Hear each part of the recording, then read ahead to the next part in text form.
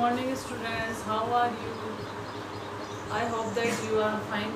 In last lecture we discuss about gametogenesis or oogenesis and spermatogenesis.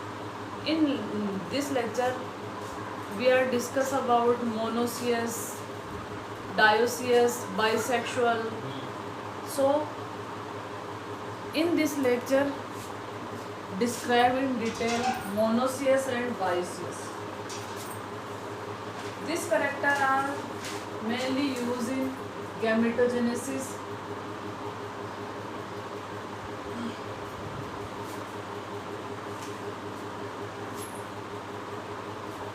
monoecious.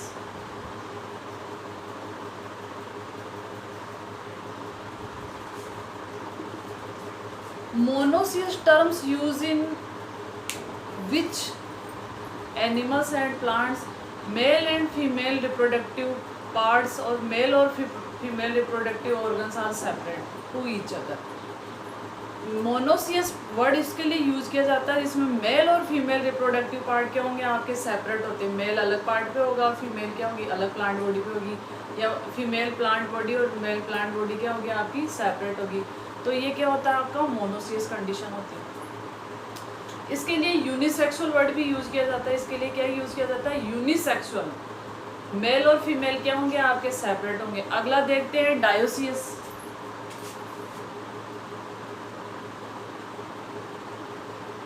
Dioecious का mean होगा mail और female body होगी, एक ही mail और फीमेल ऑर्गन होंगे, मेल और फीमेल ऑर्गन होंगे, वो एक ही बॉडी के अंदर सिचुएटेड होंगे. जैसे अर्थवॉर्म है, अर्थवॉर्म के लिए एक वर्ड और यूज करते हैं हर्मोफ्रोडाइट.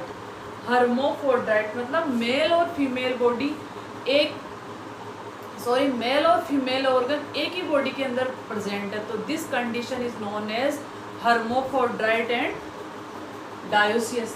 अब कुछ टर्म्स और यूज करेंगे जो अपन यहाँ देखो, जो आपका रिप्रोडक्शन इन ऑर्गेनिज्म है इसमें जो बेसिक टर्म्स है वो नहीं आएंगे.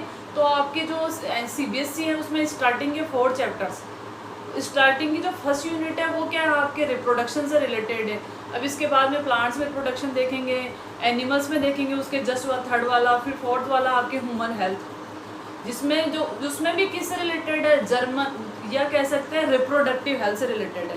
तो ये जो चैप्टर है आपस में कोरिलेटेड है. इसके अलावा जिस फर्स्ट चैप्टर में जो आपकी टर्मिनोलॉजी दे रखी है, जो टर्मिनोलॉजी अगर वो एक्सप्लेन नहीं होगी तो आपके नेक्स्ट चैप्टर आप अच्छे से एक्सप्लेन नहीं कर पाओगे या ना अंडरस्टैंड कर पाओगे. तो ये जो कुछ टर्म्स हैं वो अपन कंटिन्यू इसी चैप्टर में देखेंगे. अगला टर्म है आपका होमोगेमिट्स. होमोगेमिट्स मीन्स मेल और female gametes same in size and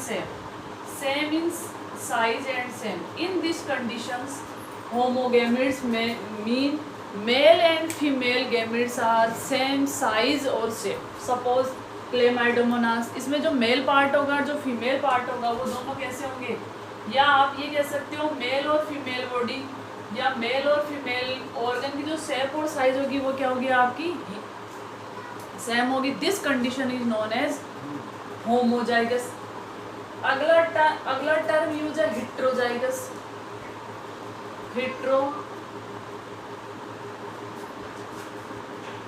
gametes भी बोलते हैं इसको. हिट्रोगैमिट्स मीन मेल और फीमेल या दोनों गैमिट्स कैसे होंगे शेप और साइज में क्या होंगे आपके डिफरेंट होंगे. This condition is known as हिट्रोगैमिट्स.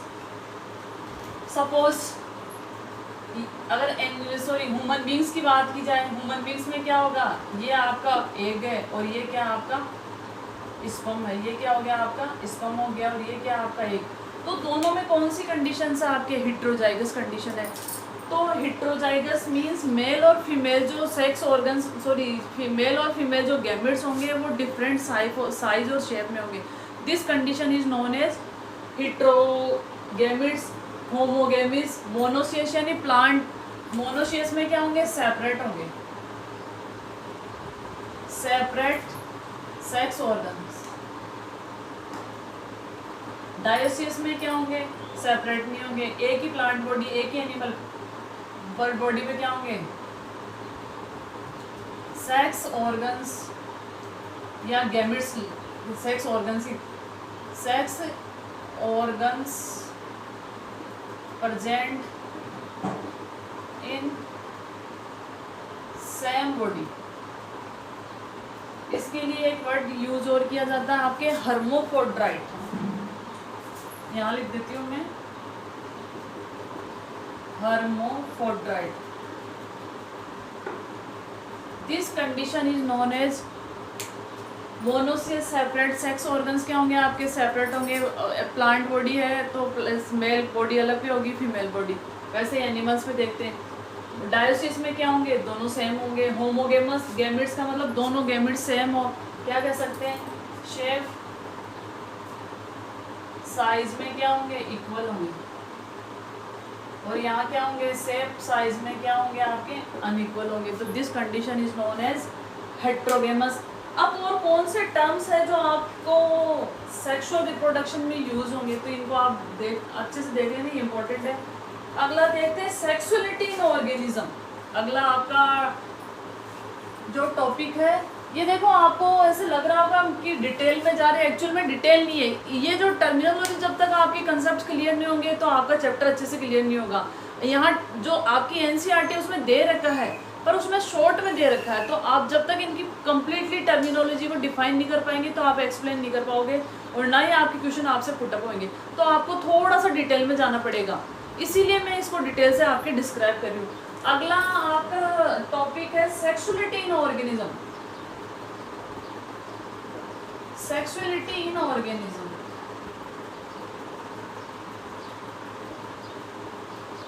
Organism में कौन कौन सी सेक्सुअलिटी कंडीशंस होती हैं वो देखते हैं अपन। उसमें से एक दो मैंने आपको ऑलरेडी एक्सप्लेन कर दिए हैं। नेक्स्ट देखते हैं, पहला है आपके मोनोसियस। मोनोसियस का मतलब बाइसेक्सुअल कंडीशंस होगी, ठीक है। अब है आपके हेट्रोथेलिक, एक वर्ड आपका हेट्रोथेलिक। हेट्रोथेलिक इसको समझ लेना आप। हेट्रोथेलिक का मीन होगा जो प्लांट और एनिमल में जो सेक्स ऑर्गन्स है या जो गैमेट्स है वो क्या होंगे, हेट्रो यानी डिफरेंट डिफरेंट वे। सपोज यहाँ पे आपके मेल पार्ट है तो दूसरी बॉडी पे क्या होगा आपका फीमेल पार्ट हो जाएगा। तो ये कंडीशंस क्या हो जाएगी आपकी, हेट्रोथेलिक, ठीक है। मोस्ट ऑफ में क्या होती है आपके हेट्रोथेलिक। अब है बाइसेक्सुअल। बाइसेक्सुअल में क्या होगा, जो मेल और फीमेल बॉडी होगी। जो अगर प्लांट में देखें बाइसेक्सुअल में क्या होगा, ये मेन प्लांट है आपका, ठीक है, ये मेन प्लांट है, तो इसमें क्या होगा, जो ये आपका सपोज फ्लावर है तो मेल और फीमेल क्या होंगे आपके, दोनों इसी में प्रेजेंट होंगे। तो ये क्या हो जाएगी आपकी बाइसेक्सुअलिटी। मोनोसियस डायोसियस अपन देख सकते हैं। अब आपके मोनोसियस क्या होता है, डायोसिस क्या होते हैं, हेट्रोथेलिक क्या होता है। अब देखते हैं जो आपका गैमेट्स का फॉर्मेशन होता है वहां क्या होता है, cell division during gametes formation. Gametes के फॉर्मेशन, जब भी गैमेट्स का फॉर्मेशन होता है तो कौन सा सेल डिवीजन होता है, उसका इंपॉर्टेंस क्या है, इसको अपन डिटेल से देखेंगे। क्योंकि यहाँ अब जैसे आपने अभी अपन ने देखा था कि स्पर्मेटोजेनेसिस और oogenesis, उसमें आपके क्या हुआ था, मियोसिस भी था और माइटोसिस भी था। एक्चुअल में होता क्या है, जो आपकी सोमेटिक सेल्स होती है वहाँ क्या होता है आपका मायोसिस, माइटोसिस होता है, और जो जर्मिनल सेल्स होती है वहाँ क्या होता है आपका मियोसिस होता है। पर इसका मतलब ये नहीं है कि जब आपके स्पर्मेटोजेनेसिस और oogenesis होगा तो वहाँ पर क्या होगा आपके माइटोटिक सेल डिवीजन होगा। जो स्पर्मेटोजेनेसिस और oogenesis है वहाँ माइटोसिस भी होगा और मियोसिस भी होगा, वो डिपेंड करता है ऑन द कंडीशंस। तो अपन देखते हैं सेल डिवीजन ड्यूरिंग गैमेट्स के फॉर्मेशन में कौन कौन सा सेल डिवीजन होता है। पहला है गैमेटिक मियोसिस, ये इंपॉर्टेंट है भाई, इससे क्वेश्चन पुटअप होता है कि रिडक्शनल डिवीजन कौन सा है, गैमेटिक मियोसिस। गैमेट्स में जो मियोसिस होता है वो एक्चुअल में होता है क्या है, जैसे आपकी कोई सेल है, इसको अच्छे से देखना, 2n सेल्स है, ये कैसी सेल्स है आपकी 2n सेल्स है। यहाँ क्या होगा आपके गैमेटिक मियोसिस, गैमेट्स का फॉर्मेशन होगा, तो यहाँ क्या होगा आपके मियोसिस होगा, तो वहाँ से क्या होगा आपका ये एन में कन्वर्ट हो जाएगा, 2n से किस में कन्वर्ट हो जाएंगे यार, एन में कन्वर्ट हो जाएगा। तो जो गेमेट्स में जो मियोसिस होता है उसको क्या बोलेंगे अपन, गेमेटिक मियोसिस। यहाँ 2n से किस में कन्वर्ट हो जाएगी आपके n में, तो this condition is known as gametic meiosis. अब इसको थोड़ा सा अपन डिटेल्स में देखते हैं कि ये मियोसिस, गेमेट्स में मियोसिस क्यों हुआ। मैंने एक बार पहले भी एक्सप्लेन किया था कि ह्यूमन बींग्स में क्रोमोसोम्स कितने होते हैं, 46। अगर गेमेट्स में मियोसिस नहीं होता, सपोज दैट मियोसिस नहीं होता, तो मदर से आ गया 46 और 46 किससे आ गया आपके, बस एक्सप्लेन कर रही हूँ मैं इसको, 46 मदर से और 46 के आगे से आ गया आपके फादर से, तो कितने हो गए आप देखो, इनकी काउंटिंग देखिए, इनकी टोटलिंग देखिए, 92 क्रोमोसोम्स। तो अपन क्या ये अपन क्या ये डिक्लेयर कर सकते हैं कि जो ह्यूमन बींग्स है उसमें 46 क्रोमोसोम्स होते हैं, बिल्कुल नहीं कर सकते। इसीलिए क्या होता है आपके गेमेट्स में क्या होता है, मियोसिस होता है, और उससे क्या हो जाएगी आपकी हैप्लॉइड स्टेज, उससे क्या हो जाएगी आपकी हैप्लॉइड स्टेज कन्वर्ट हो जाएगी। तो गेमेट्स में क्या होगा आपका मियोसिस, ये कैसा था आपका डिप्लॉइड, और ये कैसा आपका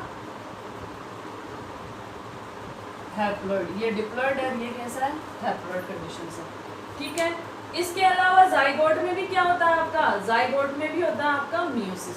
जाइगोट, सपोज ये जाइगोट का फॉर्मेशन हो गया, एन और एन मिलके क्या बना लिया आपने 2n, तो ये क्या हो गया आपका जाइगोट का फॉर्मेशन हो गया। तो जाइगोट में भी मियोसिस होता है और माइटोसिस होता है। तो ये आपको कुछ टर्म्स ध्यान रखने हैं, ये जो कंटिन्यू आपके यूज आएंगे।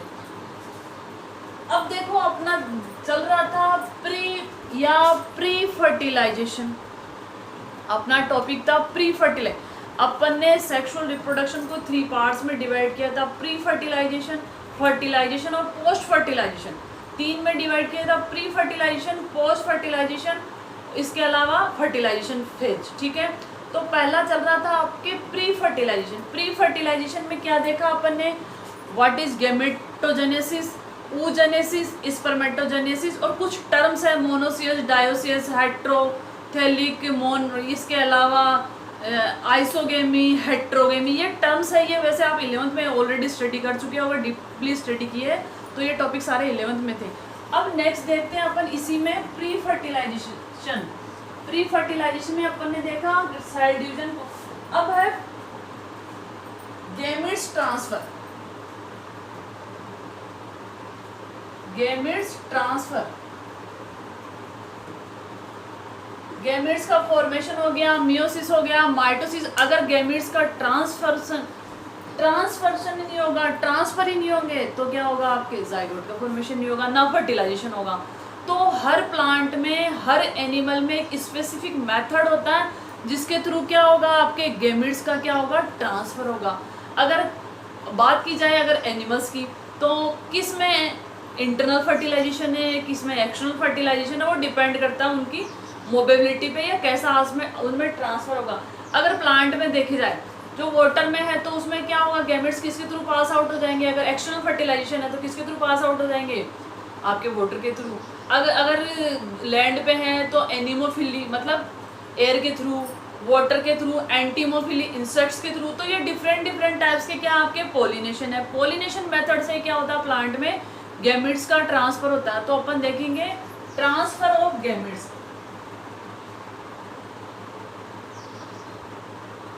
देखो ट्रांसफर ऑफ गैमेट्स होता है, गैमेट्स का जो ट्रांसफर होता है, अगर वो ट्रांसफर नहीं होगा तो फर्टिलाइजेशन नहीं होगा। सम प्लांट्स और सम एनिमल्स में। अगर किसी में इंटरनल, अब देखो यहाँ 2 टर्म देखेंगे अपन। सबसे पहले इस टॉपिक को अपन यहाँ थोड़ा स्टॉप करते हैं। Internal fertilisation, internal fertilisation, internal fertilisation. अगर आपके फर्टिलाइजेशन मदर की बॉडी के अंदर हो रहा है तो वो क्या होगा इंटरनल फर्टिलाइजेशन। जैसे ह्यूमन बींग्स है, काऊ है, बफेलो है, मेमल्स, मोस्टली मेमल्स में क्या होता है आपका इंटरनल फर्टिलाइजेशन होगा। अगर इंटरनल फर्टिलाइजेशन हो रहा है तो गैमेट्स के ट्रांसफर की रिक्वायरमेंट होगी। एक मेल गैमेट होगा, एक फीमेल गैमेट होगा। जो मेल गैमेट है उसको फीमेल बॉडी में क्या कर दिया जाए, आपका इंजेक्ट कर दिया जाए। तो इंटरनल फर्टिलाइजेशन में भी क्या आपके गैमेट्स के ट्रांसफर की रिक्वायरमेंट है। अब अगर आपके फर्टिलाइजेशन कैसा हो रहा है, एक्सटर्नल हो रहा है। एक्सटर्नल फर्टिलाइजेशन हो रहा है, जैसे अब फ्रॉग देखा जाए तो फ्रॉग में क्या होता है, एक्सटर्नल फर्टिलाइजेशन होगा। फीमेल क्या करेगी, जैसे आपके रेनी सीजन में क्या होता है, आपकी छोटे छोटे से पॉन्ड से बन जाते हैं कहीं भी, जहाँ भी आपके गड्ढा वगैरह होता है, तो वहाँ पे क्या करेगी फीमेल, क्या कर देगी, एग लेइंग कर देगी, वहाँ एग दे देगी, ठीक है। जैसे सपोज ऐसे आप कई बार देखने को मिला, तो देखना अगर ये वहाँ यहाँ वाटर फिलअप है तो आपको सब थ्रेड लाइक स्ट्रक्चर्स दिखेगी, ऐसे थ्रेड दिखेंगे, उन पे छोटे छोटे से ऐसे दिखेंगे जैसे कोई सीड हो, कार्डमोम हो, इलायची के सीड्स हो, ऐसे दिखेंगे आपको, ठीक है। एक्चुअल में क्या होता है, ये फ्रॉग ने क्या किया, एग लेंगे, यहाँ पे फ्रॉग ने क्या दिया, आपके एग दिए। जैसे फ्रॉग ने एग दिए तो क्या होगा, यहाँ पे जो मेल पार्ट होगा वो क्या करेगा, स्पर्म डोनेट कर देगा, सॉरी स्पर्म डोनेट किया, तो वहाँ क्या हो जाएगा, इंटरनल फर्टिलाइजेशन नहीं होगा, बॉडी से बाहर हो रहा है, वाटर में हो रहा है, तो ये क्या हो गया आपका एक्सटर्नल फर्टिलाइजेशन हो गया।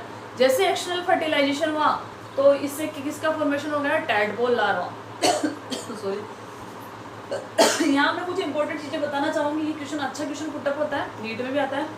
अगर जिस वाटर में टैडपोल लार्वा डेवलप हो रहा है, जिस भी वाटर में टैडपोल लार्वा डेवलप हो रहा है, अगर उस वाटर में आयोडीन नहीं है, अगर आयोडीन नहीं है तो जो टैडपोल लार्वा होगा उसमें मेटामॉर्फोसिस नहीं होगा, मतलब वो टैडपोल का टैडपोल ही रहेगा, ये कंडीशन है। तो जिस भी वाटर में अगर आपका फ्रॉग एक्सटर्नल फर्टिलाइजेशन कर रहा है, उस वाटर में अगर आपके क्या हो, आयोडीन या प्रेजेंट नहीं होगी, तो टैडपोल लार्वा का मेटामॉर्फोसिस नहीं होगा, मतलब वो अडल्ट फ्रॉग में कन्वर्ट नहीं होगा। तो वो 2 टाइप्स के फर्टिलाइजेशन होते हैं, इंटरनल और एक्सटर्नल। ये इंपॉर्टेंट क्यों है कि अपने ये टर्म बार बार यूज आएंगे, तो अपन को पता होना चाहिए what is internal and external fertilization. Difference भी आता है कई बार, difference between internal and external fertilization. तो ये है आपके गैमेट्स का ट्रांसफर। अब देखो अगर गैमेट्स होमोजाइगस है या हेट्रोजाइगस है, होमोजाइगस है तो इजीली क्या हो जाएंगे, फ्यूज हो जाएंगे। हेट्रोजाइगस कंडीशन होगी तो उनमें कुछ चेंजेज होंगे, उनमें क्या होंगे, कुछ चेंजेज होंगे, और प्लांट बॉडी या एनिमल बॉडी के अकॉर्डिंग चेंज करके वो आपस में क्या हो जाएंगे, फ्यूज हो जाएंगे। जैसे ह्यूमन बींग्स की बात करें, ह्यूमन बींग्स की बात करें तो ह्यूमन बींग्स में कैसा होता है, आपके हेट्रोजाइगस कंडीशन होती है। तो ये आपका एग है, एग क्या होता है, क्वांटिटी में कम होता है, साइज में लार्ज होता है। तो यहाँ पे क्या होंगे, मेनली आपके स्पर्म्स आके अटैच होंगे, बहुत सारे स्पर्म्स क्या होंगे, आपके अटैच होंगे। पर जो आपका स्पर्म है वो सिर्फ एक ही स्पर्म इसके अंदर एंटर कर पाता है। जैसे स्पर्म एक एंटर हो गया, फर्टिलाइजेशन हो गया, जैसे एंटर हुआ, फर्टिलाइजेशन हुआ, तो बाकी क्या होगी, यहाँ मेम्ब्रेन का फॉर्मेशन हुआ, जिसको फर्टिलाइजेशन मेम्ब्रेन बोलते हैं। जैसे फर्टिलाइजेशन मेम्ब्रेन का फॉर्मेशन हुआ, बाकी स्पर्म क्या डीनेचर्ड हो जाएंगे, बेकार हो जाएंगे, यूजलेस हो जाएंगे। इसीलिए क्या होता है, आपके मोस्टली 1 बेबी के चांसेस होते हैं। कई बार क्या होता है, देखो एक को एक स्पर्म ही फर्टिलाइज करता है। अगर आपके ट्विंस हो रहे हैं, अब ट्विंस कैसे, होमोजाइगोटिक है या हेट्रोजाइगोटिक है, होमोजाइगस या हेट्रो। होमो का मतलब या तो 2 बॉयज होंगे या 2 गर्ल्स होंगी। उसमें क्या होगा, जो जाइगोट फॉर्मेशन, स्पर्म में एक ही आपका एंटर हुआ है, स्पर्म में एग में एक ही स्पर्म एंटर हुआ है, पर अब जाइगोट फॉर्मेशन होने के बाद उसमें क्या हुए, उसके 2 डिवाइडेशन हो जाते हैं। और जाइगोट में होती है टोटीपोटेंसी। टोटीपोटेंसी का मीन होती है वो वाली सेल्स जिसका एक भी पार्ट अगर आपके पास हो, पूरी बॉडी का फॉर्मेशन कर सकता है। इसी कंडीशंस पे तो आपके कोरवों का फॉर्मेशन हुआ था। कोरव में क्या किया था, क्या एक लेडी 100 बच्चों को जन्म दे सकती है, इम्पॉसिबल। तो जो गांधारी थी, कौरवों की जो मदर थी गांधारी, उनकी बॉडी से टोटीपोटेंसी सेल निकली थी। तो एक महर्षि थे, मुझे नाम याद नहीं आ रहा एक्चुअल में, तो उन्होंने क्या किया, आपका जो घड़ा होता उसमें उसको डाल दिया, और उसको जितने इसके पार्ट किए थे उनमें टोटीपोटेंसी कंडीशंस होती है। हर पार्ट से क्या हुआ, न्यू अडल्ट का फॉर्मेशन होता। तो जिसके उतने टुकड़े गए थे उससे नए क्या हो गया, आपके कौरवों का फॉर्मेशन। ये कंडीशन उस टाइम भी आपके, देखो उस टाइम भी आपका साइंस इतना डेवलप था और इंडियंस उस पर इतनी रिसर्च कर रहे थे। प्रेजेंट में जो रिसर्च हो रही है वो मिलियंस ऑफ ईयर्स पहले भी आपकी हो चुकी थी, ठीक है। तो अब क्या है, अगर होमोजाइगस कंडीशन है, दोनों सेम होंगे, मतलब इसके दो पार्ट हो चुके, इसीलिए आपके 2 ट्विंस, बॉयज या गर्ल्स। अगर क्या होता है, जो भी फीमेल की ओवरी होती है उसमें अल्टरनेट ओव्यूलेशन होता है। एक मंथ में अगर लेफ्ट ओवरी ने ओव्यूलेशन किया तो अगले मंथ क्या करेगी, राइट ओवरी ओव्यूलेशन करती है। पर कुछ कंडीशंस में क्या हुआ, 1 मंथ में या उसी मंथ में क्या होता है, दोनों ओवरी ने क्या कर दिया, आपका एग डिस्पर्स कर दिया। एग डिस्पर्स हो गया तो होगा क्या, 2 एग है तो 2 स्पर्म क्या करेंगे, उसको फर्टिलाइज करेंगे, उस कंडीशन में हेटेरोजाइगस कंडीशन बन सकती है, एक फीमेल और एक मेल बेबी का फॉर्मेशन होता है। तो अपन ये बाद में देखेंगे अगर आपके आएगा तो अपन देख रहे थे गेमिट्स का ट्रांसफर क्या है, हेटेरोजाइगस कंडीशन है, होमोजाइगस कंडीशन है, एक्सटर्नल फर्टिलाइजेशन है, इंटरनल फर्टिलाइजेशन, उस पर डिपेंड करता है ट्रांसफर ऑफ गेमिट्स, ठीक है। इसके अलावा अपन देखते हैं कि जो फर्टिलाइजेशन होता है 2 टाइप्स का होता है, एक्सटर्नल और इंटरनल। सेल डिवीजन का क्या इंपॉर्टेंस है ये सब अपन ऑलरेडी देख चुके हैं। अब देखो यहाँ पे मैं कुछ टर्म्स का यूज करूंगी, वो आपके लिए इम्पोर्टेंट है, या ये कह सकते हैं अगर प्लांट की बात करें, प्लांट की बात की जाए तो प्लांट में क्या होता है, एक्सटर्नल फर्टिलाइजेशन भी होता है और इंटरनल भी फर्टिलाइजेशन होता है। अब प्लांट में होगा पोलिनेशन, पोलिनेशन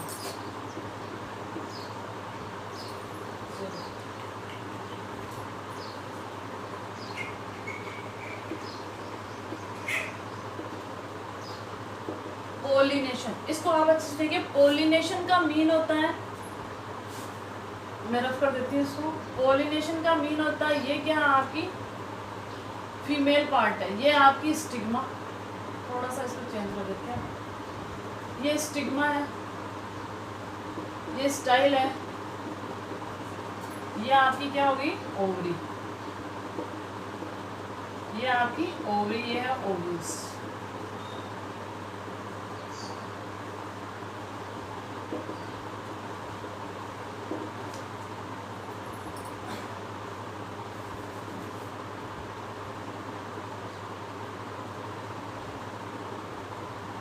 पोलन ग्रेन्स है, फिलामेंट। देखो अपन को इतना से देखना है, अपन जो फ्लोर डायग्राम हो अच्छे से डिटेल्स देखेंगे। अगर प्लांट के मेल पार्ट का या पोलन ग्रेन्स स्टिग्मा पे आके क्या हो जाए, आपके अटैच हो जाए, पोलन ग्रेन्स कहाँ हो जाए, आपकी स्टिग्मा पे अटैच हो जाए, तो this condition is known as pollination. Plant के पोलन ग्रेन्स का स्टिग्मा पे आके अटैच होना, स्टिग्मा पे आके एस्टेब्लिश हो जाना, this condition is known as pollination. Pollination are 2 types, self और क्रॉस पोलिनेशन, सेल्फ पोलिनेशन और क्रॉस पोलिनेशन। सेल्फ का मीन होता है इस फ्लावर के पोलन ग्रेन्स इसी फ्लावर की अगर स्टिग्मा पे अटैच हो जाए, इस फ्लावर के पोलन ग्रेन्स अगर इसी फ्लावर की स्टिग्मा पर अटैच हो जाए, तो this condition is non self pollination. अब आप मोस्टली बच्चे क्या गलती करते हैं, क्रॉस पोलिनेशन का मीन अदर फ्लावर के पोलन ग्रेन्स आके इस पर, it is wrong. Other flower के पोलन ग्रेन्स मतलब सपोज ये आपका पोटैटो का फ्लावर है, तो वीट के फ्लावर के पोलन ग्रेन्स आके इस पर, ये it is not, it is impossible, it is impossible. इस कंडीशन को देखना, एक होता है सेल्फ पोलिनेशन, सेल्फ पोलिनेशन, अगला टर्म है क्रॉस पोलिनेशन। सेल्फ का मीन होता है इस फ्लावर के पोलन ग्रेन्स इसी फ्लावर की स्टिग्मा पे अटैच हो जाए, इस फ्लावर के पोलन ग्रेन्स इसी फ्लावर की अगर स्टिग्मा पे अटैच हो जाए, तो this condition is known as self pollination. This condition is known as self pollination. Mostly flowers में या डिफरेंट टाइप्स फ्लावर में क्या होता है, आपका self pollination present. Cross pollination का मीन है अगर ये आपकी फ्लावर बड है, कॉन्सेंट्रेट, अगर ये आपकी फ्लावर बड है, ये फ्लावर बड है, तो एक ही प्लांट सेम है, ध्यान रखना प्लांट सेम है, क्रॉस पोलिनेशन देखना प्लांट सेम है, स्पीसीज भी सेम हो सकती है। इस कंडीशन को भी क्या बोलेंगे अपन, क्रॉस पोलिनेशन। देखो अगर सेम स्पीसीज, एक ये प्लांट है, ये वीट का प्लांट है, दूसरा भी वीट का प्लांट है, अब इस प्लांट के सेम स्पीसीज सेम होनी चाहिए बेटा। यहाँ इंपॉर्टेंट चीज क्या है, आपकी स्पीसीज सेम होगी। वीट है तो वीट पे पोलिनेशन करेगा, ग्रासेज है तो ग्रास पे, ऐसे नहीं है पोटैटो जिंजर पे कर रहा है, इट इज इम्पॉसिबल। तो सेम फ्लावर के, सपोज यहाँ तो सेल्फ में क्या हो, इसी फ्लावर के पोलन ग्रेन्स इसी फ्लावर की स्टिग्मा में अटैच हो गए। अब क्या होगा, एक दूसरा टाइप, ये आपका एक प्लांट है, इस फ्लावर के पोलन ग्रेन्स इस फ्लावर की स्टिग्मा पे अटैच हो जाए, इस फ्लावर के पोलन ग्रेन्स इस फ्लावर की स्टिग्मा पे अटैच हो जाए, तो ये भी क्या हो, आपका सेल्फ पोलिनेशन हो। ठीक है, अब ये आपकी वीट की स्पीसीज है, दूसरी किसी अदर प्लांट की स्पीसीज है। सपोज ये क्या है आपका, एक वीट का प्लांट था, ये दूसरा वीट का प्लांट है। अब इस प्लांट के पोलन ग्रेन्स स्पीसीज सेम है बेटा, स्पीसीज क्या होगी आपकी, सेम रहेगी। इसके पोलन ग्रेन्स इसकी स्टिग्मा पेटल्स है, तो this condition is known as cross pollination. Okay,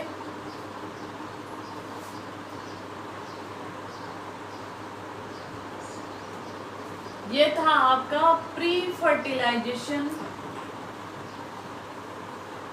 और बिफोर फर्टिलाइजेशन फेज। इसमें अपन ने कई चीजें देखी है। अब अपन देखेंगे fertilisation. Fertilisation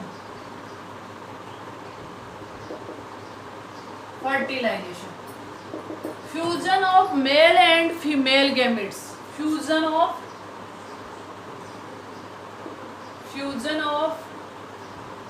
mail and female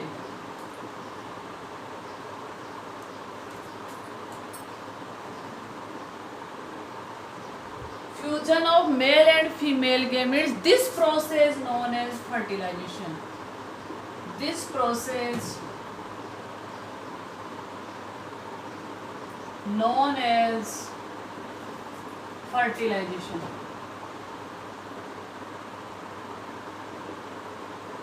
This process known as male और फीमेल गेमिट का फ्यूजन जिस प्रोसेस से होता है वो क्या होगा आपका, फर्टिलाइजेशन। सपोज ये फीमेल मेल गेमिट है, ये फीमेल गेमिट है। अब इन दोनों का क्या हुआ आपका, फ्यूजन हुआ, जाइगोट बन गया, और ये कंडीशन सी क्या आपकी, फर्टिलाइजेशन।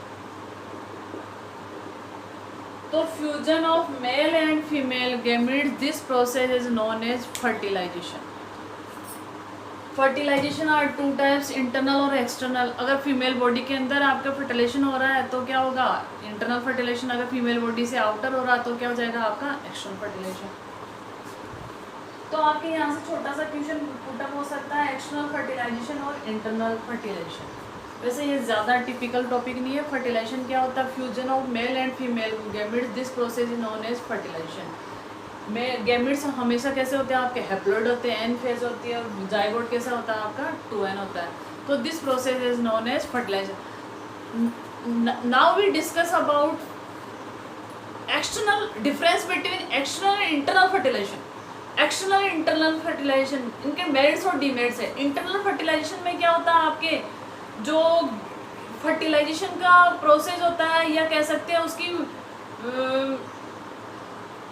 वेराइटी तो नहीं कह सकते, अपने एक टर्म यूज करेंगे जिसकी चांसेस क्या होते हैं। इंटरनल फर्टिलाइजेशन में क्या होंगे, गैमेट्स के फॉर्मेशन के चांसेस ज़्यादा होते हैं क्योंकि वो क्या हुआ, फीमेल बॉडी के अंदर इंजेक्ट हुआ है। और जो एक्सटर्नल फर्टिलाइजेशन होता है उसमें क्या होते हैं, आपके गैमेट्स के फॉर्मेशन के चांसेस ज़्यादा होते हैं, तो सॉरी कम होते हैं।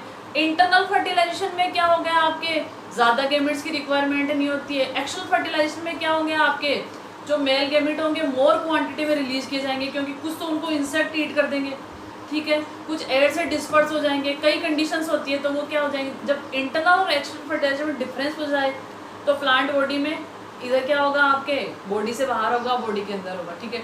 सेकंड क्या करोगे, जो इंटरनल फर्टिलाइजेशन होता है उसमें जो मेल गैमेट होते हैं उसके कम क्वांटिटी में रिक्वायरमेंट होती है, और जो एक्सटर्नल होगा उसमें ज़्यादा क्वांटिटी में।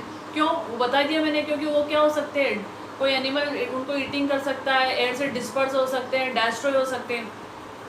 इसके अलावा इंटरनल फर्टिलाइजेशन में फर्टिलाइजेशन के चांसेस इंक्रीज हो जाते हैं, ज़्यादा होते हैं, जबकि एक्सटर्नल में क्या होते हैं आपके कम होते हैं। तो 3-4 पॉइंट बना के फिर आप एग्जांपल लिख दो, जैसे ह्यूमन बींग्स है या मैमल्स है, उसमें क्या होगा, इंटरनल फर्टिलाइजेशन। फ्रॉग है, कैसा हो गया, एक्सटर्नल फर्टिलाइजेशन। तो ये आपके डिफरेंस बिटवीन इंटरनल और एक्सटर्नल फर्टिलाइजेशन। इसके अलावा फर्टिलाइजेशन सिंपल सा प्रोसेस है, fusion of male and female gametes, this process is known as fertilization. Next अपन देखेंगे पार्थेनोजेनेसिस, जो अपन नेक्स्ट क्लास में देखेंगे कि पार्थेनोजेनेसिस में एक्चुअल में होता क्या। ये अच्छा क्वेश्चन आता है, शॉर्ट नोट्स आता है इसमें, सीबीएसई में ये शॉर्ट नोट मोस्टली घूम फिर के कहीं ना कहीं आता ही है। तो अपनी इस लेक्चर में अपन ने देखा प्री फर्टिलाइजेशन और फर्टिलाइजेशन। अब देखेंगे अपन पोस्ट फर्टिलाइजेशन, उससे बीच में एक टॉपिक देखेंगे अपन पार्थेनोजेनेसिस, ठीक है। ये चैप्टर अभी आपका सिर्फ 1 या 2 लेक्चर में कंप्लीट हो जाएगा। इसके अलावा आपकी जो भी प्रॉब्लम हो प्लीज़ आप कमेंट्स में लिखिए। कमेंट्स बिल्कुल भी नहीं आ रहे, आप कमेंट्स नहीं कर रहे, या तो आप देख रहे नहीं, या फिर आप इस टाइम का मिस यूज़ कर रहे। टाइम वैसे ही जाता जा रहा है, लॉकडाउन खुल जाएगा, आपकी क्लासेस लग जाएगी।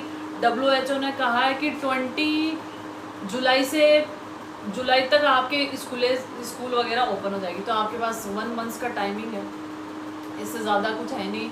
इसके अलावा सीनियर क्लासों के पास तो देखो पढ़ने से ही कुछ नहीं होता। अगर आपने स्टडी की है पर अगर आपने रिवाइज नहीं किया, रिवाइज कब होगा? जब आपका टाइम पे सिलेबस कन्वर्ट होगा या टाइम पे सिलेबस कंप्लीट होगा तो आप रिवाइज कर पाओगे। रिवाइज नहीं करोगे तो किसी काम का नहीं है। अगर आपने रिवाइज नहीं किया है तो आपका नॉलेज बेकार है, क्योंकि उस टाइम क्या होता है आपको ऐसे लगता है हाँ अपन को आता है पर अपन लिखे क्या, ये प्रॉब्लम होती है। इसलिए आप रिवाइज करोगे। रिवाइज कब करोगे? जब टाइम पे आपका सिलेबस कंप्लीट होगा। और टाइम पे कब कंप्लीट होगा? अगर आप रेगुलर मेहनत करोगे। घर पे रहिए, शेप रहिए। इसके अलावा अपन को अपनी इम्यूनिटी को स्ट्रॉन्ग करना, विटामिन सी का ज़्यादा से ज़्यादा यूज़ करना। Thank you.